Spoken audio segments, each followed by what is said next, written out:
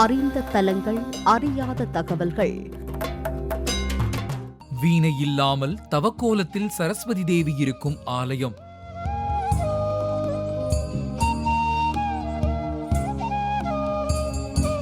நான்கு வேதங்களும் சிவபெருமானை பூஜித்த தலம்.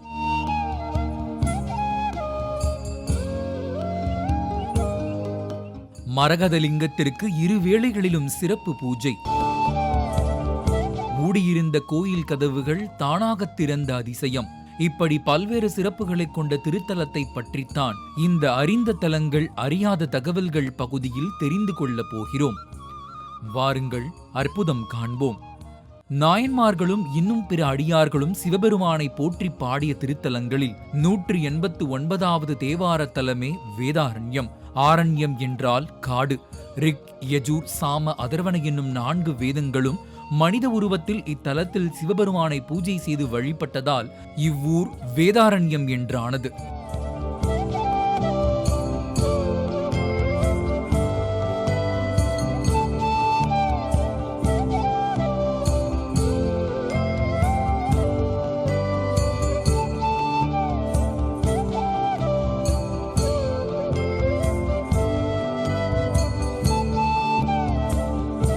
இங்கே சுவாமியும் வேதாரண்யேஸ்வரர் ஆனார்.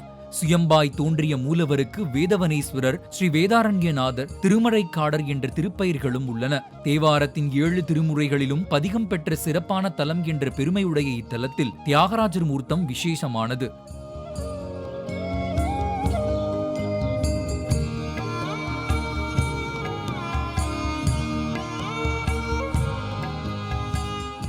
சப்த விடங்க தலங்களில் ஒன்றாக புவனி விடங்கராக எழுந்தருளியிருக்கும் தியாகேசர் சன்னதியில் உள்ள மரகதலிங்கத்திற்கு காலை மாலை என 2 வேளையும் பூஜை உண்டு.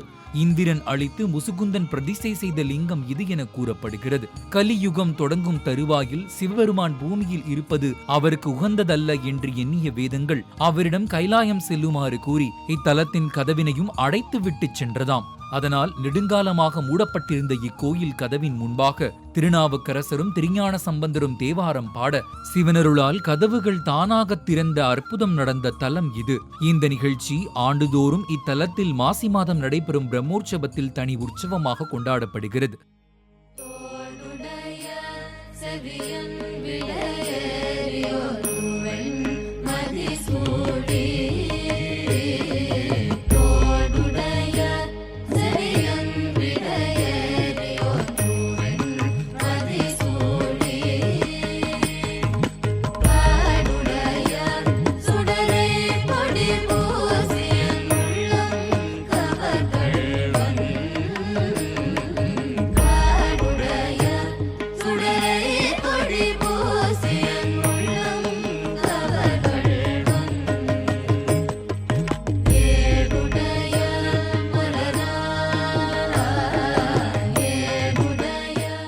இத்தலத்து அம்பாளின் பெயர் வேதநாயகி எனவும் தமிழில் யாழை பழித்த மொழியால் என்றும் அழைக்கப்படுகின்றாள்.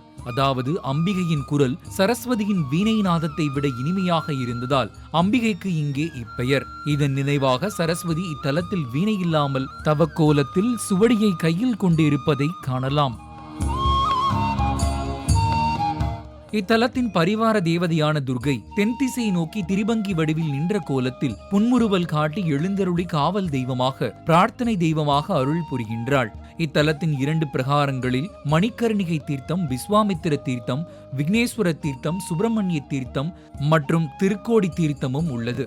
ராமர் இவ்விடத்தில் சமுத்திர ஸ்நானம் செய்து ராவணனை கொன்ற பாவம் நீங்க பெற்றார் என்று தல புராணம் கூறுகிறது. இதன் அடையாளமாக ராமர் பூஜித்த ராமநாதர் சன்னதியும் இவ்வாலயத்தில் உள்ளது. மேலும் ராமர் ராவணனை கொன்றதால் ஏற்பட்ட பிரம்மஹத்தி தோஷத்தை இத்தல விநாயகர் விரட்டி அடித்ததால் இத்தலத்தில் உள்ள விநாயகர் வீரஹத்தி விநாயகர் என்று அழைக்கப்படுகிறார். இந்த வீரஹத்தி விநாயகர் ஒரு காலை தூக்கிய நிலையில் காட்சி தருகிறார். இந்த விநாயகருக்கு அருகில் மேலக்குமரன் சந்நிதியும் உள்ளது. இத்தலத்தில் உள்ள இந்த முருகப்பெருமான் மேலக்குமரர் அருணகிரிநாதரால் திருப்புகளில் பாடப்பெற்றவர். இத்தலத்தில் வழிபடுவோருக்கு பாவங்கள் விலகும், நாகதோஷங்கள் நீங்கும். மேலும் இக்கோயிலில் உள்ள மணிக்கர்ணிகை தீர்த்தத்தில் நீராடினால் கங்கை, யமுனை, நர்மதை, சிந்து, காவேரி போன்ற புண்ணிய நதிகளில் நீராடியதற்கு சமம் என்று புராணங்கள் கூறுகின்றன. இத்தலத்தில் பிரம்மா பூஜை செய்து தனது படைப்பு தொழிலை செய்யலானார். விஸ்வாமித்திர முனிவர் சிவபெருமானை இத்தலத்தில் பூஜித்து பிரம்மரிஷி ஆக வேண்டும் என்ற தனது ஆவலை நிறைவேற்றிக் கொண்டார். அகத்தியர், விஸ்வாமித்திரர் தவிர கௌதமர், வசிஷ்டர் ஆகிய முனிவர்களும் இத்தலத்து மறைக்காட்டுநாதரை வழிபட்டுள்ளனர். இப்படியாக பல்வேறு சிறப்புகளை கொண்ட வேதாரண்யம் வேதாரண்யேஸ்வரர் திருத்தலத்தை பற்றித்தான் நாம் இந்த அறிந்த தலங்கள் அறியாத தகவல்கள் பகுதியில் தெரிந்து கொண்டோம். நாமும் இத்தல இறைவனை வணங்கி மாயத்திரை விலகி ஞானச் சுடரொளி காண்போம்.